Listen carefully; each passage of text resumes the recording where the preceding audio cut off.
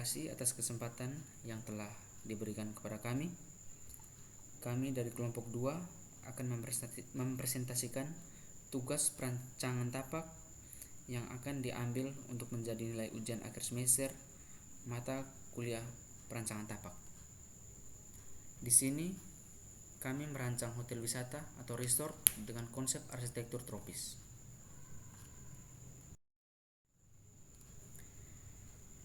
Deskripsi umum tugas. Yang pertama, judul tugas perancangan hotel wisata atau resort.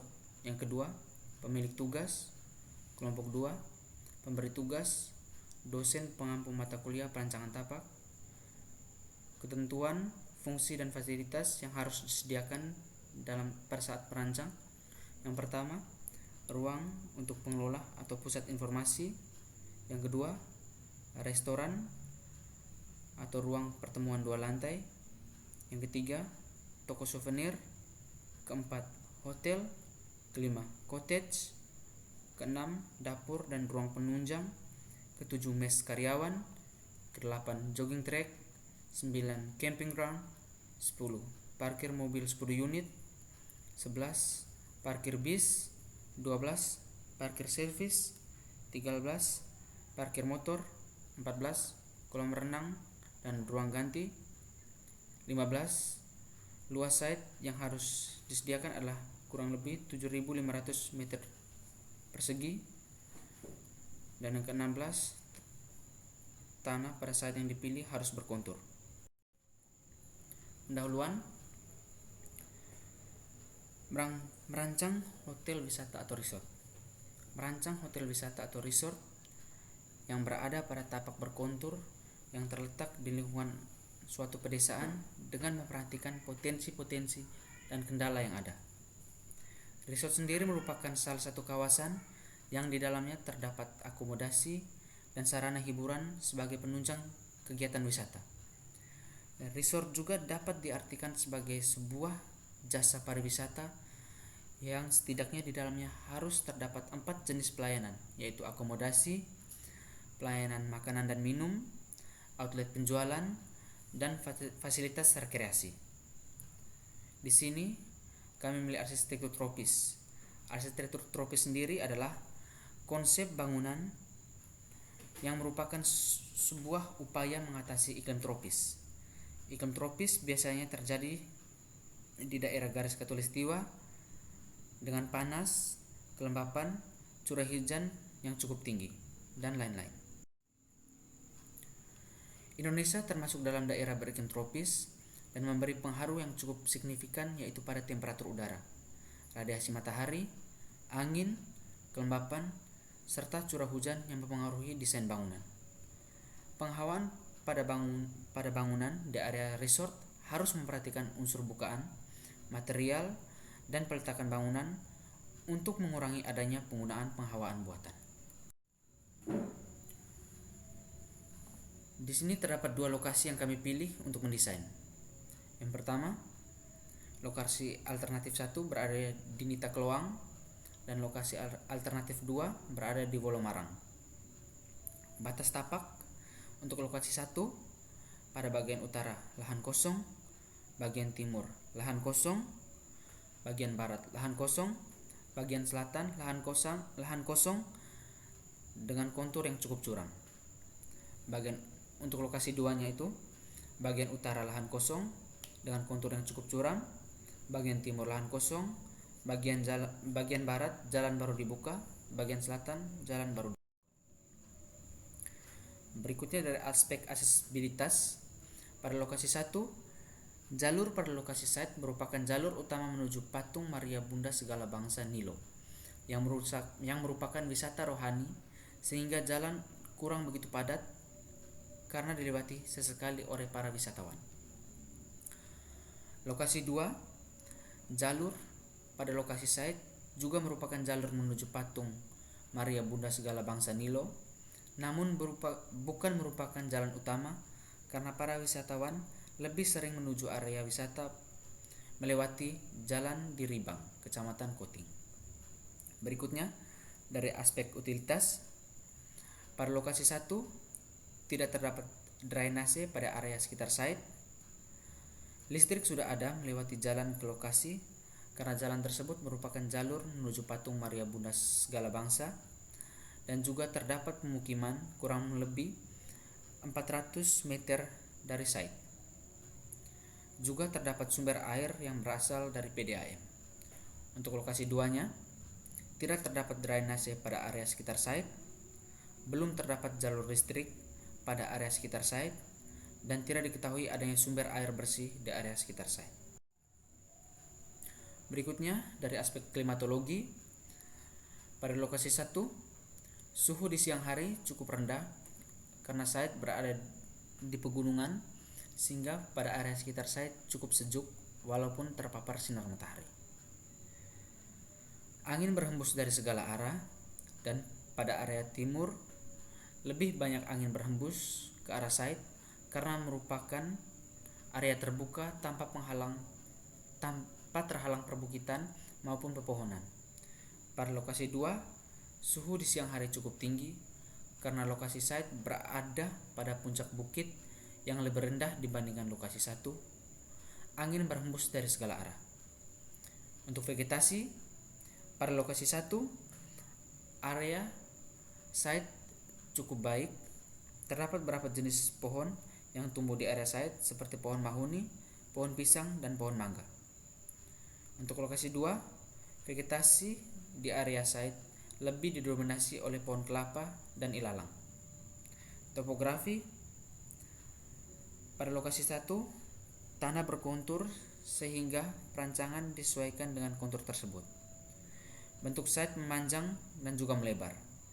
Untuk lokasi 2, bentuk site memanjang dengan lebar site cukup sempit. Berikutnya dari aspek kebisingan, pada lokasi 1, kebisingan pada area site cukup rendah akibat jalur yang jarang atau sesekali dilewati oleh wisatawan dan pengendara lain. Untuk lokasi 2, tingkat kebisingan kurang dikarenakan sedikitnya lalu lintas di area site dan letak site yang cukup jauh dari jalan. Dari data di atas, kami memutuskan untuk memilih lokasi 1 sebagai lokasi yang akan kami jadikan sebagai lokasi tapak dari desain resort kami. Hal ini didasarkan pada kelebihan dari lokasi 1, terkhususnya pada bagian utilitas dan bentuk site yang bentuk dari lahan tersebut memudahkan untuk mendesain dan menyusun masa bangunan dalam site. Berikutnya data tapak. Lokasi tapak, area berada di perbukitan Nita Kloang, jalan menuju patung Bunda Maria Bunda Segala Bangsa, Nilo, di Kecamatan Nita, Kabupaten Sika. Letak geografis terletak di antara 8 derajat 36 menit 27,1 detik lintang selatan dan 122 derajat 0,9 menit 53,9 detik bujur timur, dengan memiliki ketinggian sekitar 448 meter di atas permukaan laut. Ukuran tapak untuk kelilingnya 367 meter, luas tapak 7.500 meter persegi. Berikutnya peta kontur. Area berada di lereng perbukitan. Pada area tengah tapak merupakan area dengan kontur relatif landai dan konturnya sedikit datar pada area bagian paling atas site. Berikut adalah nilai elevasi kontur per 4 meter. Berikut merupakan data dari elevasi yang sudah dibuat, yaitu elevasi yang paling rendah ialah 408 mdpl atau meter di atas permukaan laut, dan elevasi paling tinggi 448 mdl atau meter di atas permukaan laut.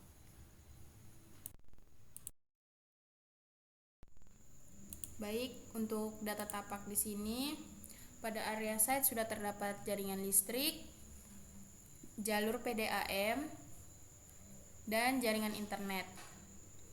Untuk vegetasi di area site cukup baik. Terdapat beberapa jenis pohon yang tumbuh di area site seperti pohon mahoni, pohon pisang, dan pohon mangga.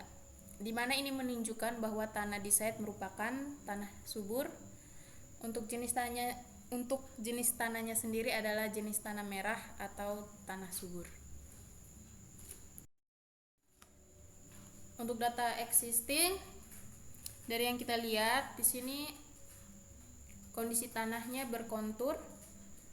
Terdapat kali mati di sebelah timur site. Untuk sirkulasi jalan 2 arah dengan lebar jalannya 3 meter.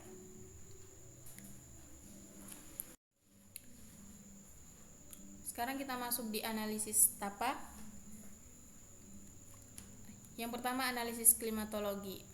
Untuk matahari, potensi lokasi tapak berada di lereng yang miring ke arah tenggara, maka panas matahari akan lebih terasa pada pagi dan siang hari. Sedangkan pada sore hari panasnya kurang karena terhalang hutan di sebelah barat.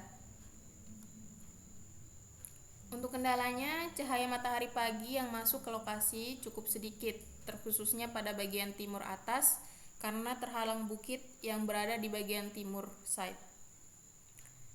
Untuk solusinya sendiri,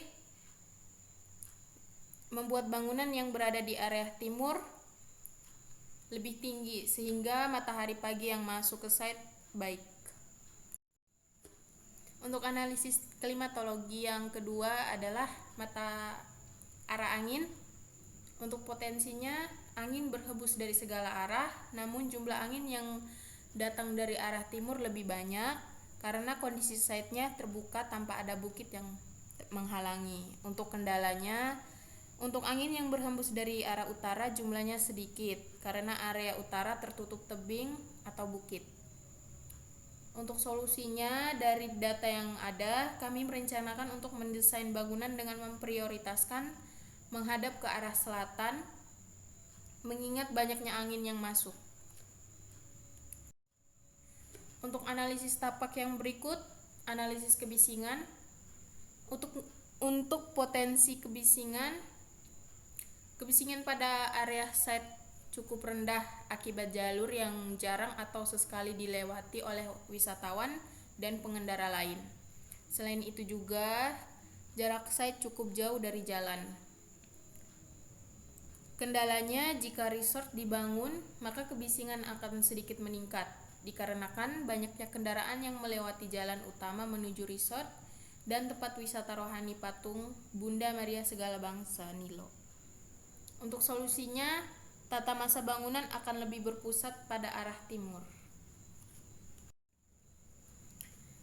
Untuk analisis tapak yang berikut adalah aksesibilitas. Untuk aksesibilitas potensi sudah ada jalan yang cukup baik menuju lokasi. Untuk kendalanya, jalan menuju site berukuran kecil dengan ukuran 3 meter. Hal ini menyebabkan aksesibilitas kendaraan besar seperti bus tergolong cukup sulit untuk mengakses masuk ke site tersebut. Solusinya, diharapkan dengan adanya resort ini, pemerintah memperhatikan akses jalan menuju lokasi agar diperlebar demi mempermudah akses menuju resort. Solusi yang kedua, membuat akses alternatif untuk masuk dari jalan menuju ke dalam site pada bagian barat timur. Untuk analisis tapak berikutnya, analisa view. Untuk potensi yang pertama, view menuju site dapat dilihat dengan jelas dari jalan. Untuk potensi yang kedua, view terbaik yang didapatkan dari dalam site adalah view dari site menuju arah tenggara karena memberi pemandangan dari kota Momere serta laut dan perbukitan. Untuk kendalanya sendiri, ada beberapa view bagus yang sulit untuk dilihat karena menutupi bukitnya. Untuk solusinya, memanfaatkan potensi yang ada dengan membuat masa bangunan lebih berfokus menghadap ke arah tenggara. Yang berikut adalah analisa topografi. Untuk potensinya, lokasi site merupakan lokasi berkontur di mana ini merupakan lokasi yang sesuai dengan tugas yang diberikan. Untuk kendalanya sendiri, ada beberapa bagian di area site yang terlalu curam. Dan untuk solusinya, melakukan cut and fill terkhususnya pada area yang curam. Untuk analisa tapak berikutnya adalah analisa drainase. Dengan potensinya terdapat kali mati di sebelah timur dan memiliki kendala belum terdapat jalur drainase di sekitar site. Untuk solusinya, perencanaan pembuatan drainase akan dibuat pembuangan menuju kali mati.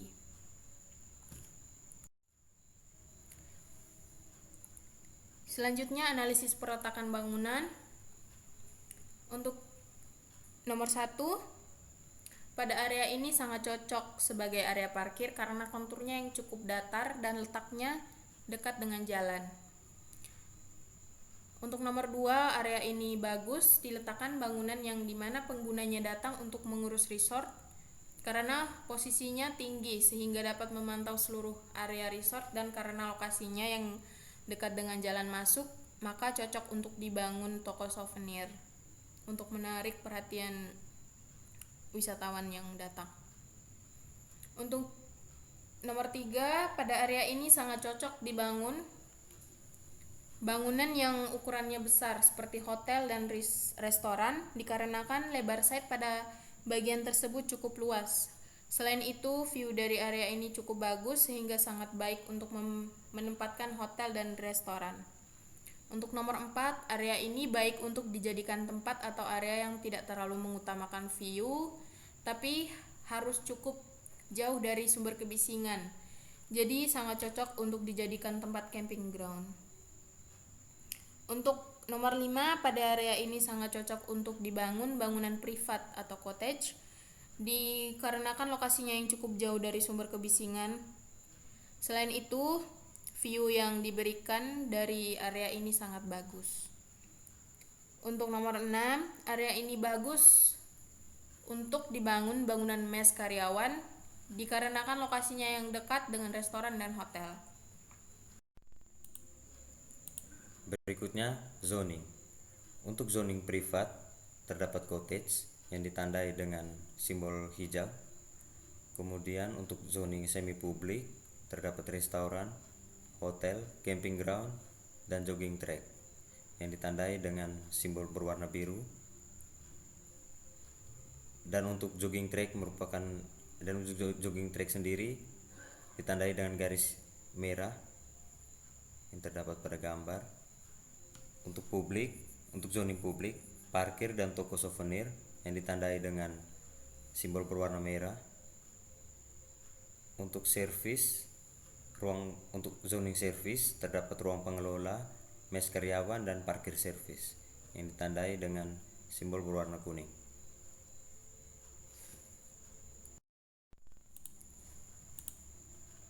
Kemudian memasuki analisis pengguna. Yang pertama, karyawan resort. Aktivitas yang dilakukan karyawan adalah datang, parkir kendaraan pada area parkir service, kemudian menuju mes karyawan, selanjutnya menuju hotel resort, restoran, cottage, kolam renang, camping ground, ruang pengelola, maupun toko souvenir.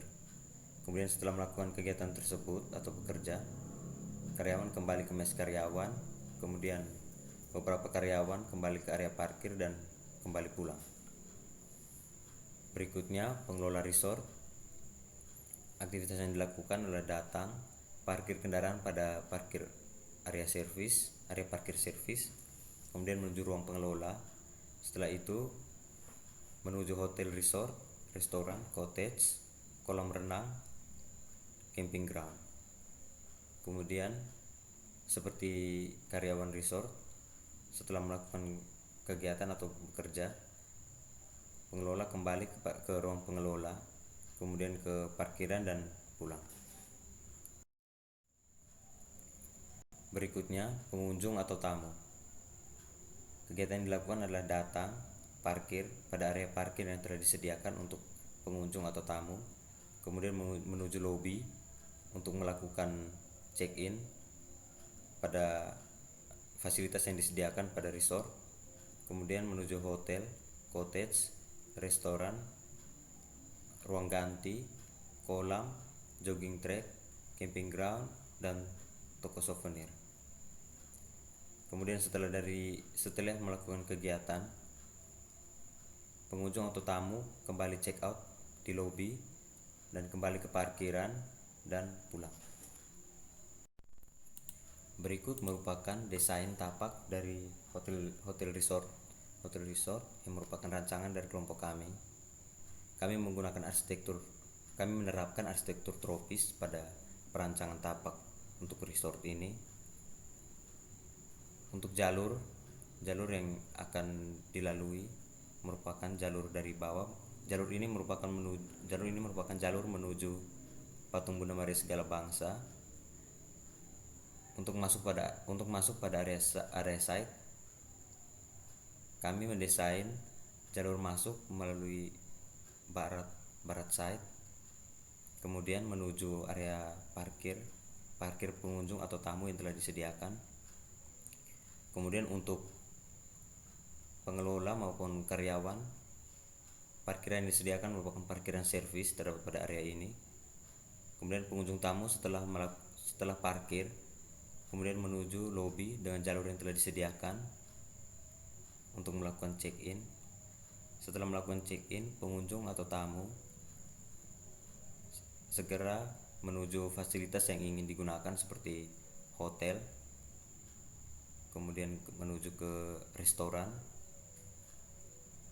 camping ground, dan cottage.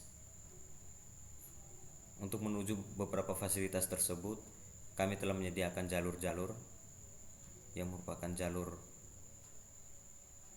utama dalam site. Jalur-jalur tersebut saling terhubung di antara semua fasilitas yang disediakan pada resort ini. Berikut adalah beberapa tampilan perspektif dari hasil perancangan kami. Ini merupakan tampak perspektif dari restoran, dan ini merupakan area bagian belakang hotel, dan pada area ini merupakan area untuk kolam, dan terdapat beberapa bangku-bangku atau pool longer, dan ini merupakan jalur menuju area bawah side, dan jalur-jalur tersebut saling terhubung. Untuk jalur ini menuju hotel, dan jalur ke bawah jalur ini menuju restoran, dan jalur ke bawah menuju cottage. Kemudian ini tampak perspektif dari cottage dan kolam pada area depan cottage atau area paling bawah dari site.